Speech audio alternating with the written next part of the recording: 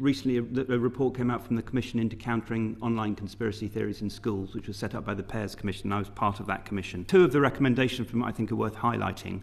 One is that teaching on conspiracy theories should start in primary school. There's no point in waiting until the age of 13 when 77% of 11 and 12-year-olds have already got social media accounts.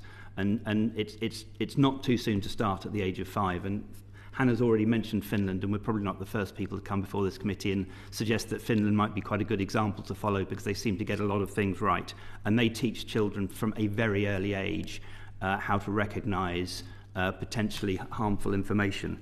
The second thing is, though, is that it's really important to empower teachers, because one of the findings of the Commission was that many teachers did not feel they had permission to discuss sometimes sensitive issues of conspiracy theories. If a pupil came into school, for example, and said, well, my dad or my mum said this, does the teacher have permission from the school, from the local authority, from the Department for Education, do they have the permission to take on what that parent has said? It's a very difficult position for the teacher to be put in, but I think it's really important that if we're going to set up a successful system, for teachers to feel they are empowered to make those decisions.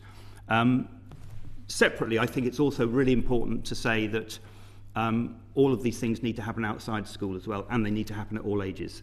I mean, the government is, I think, this government and the previous government rightly focusing primarily on young people, on children of school age.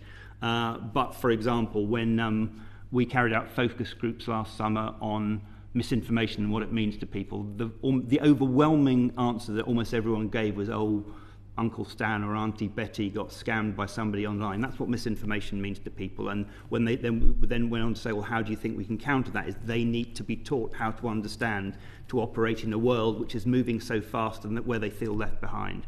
So while schools and young people are incredibly important, we shouldn't forget the rest of society as well.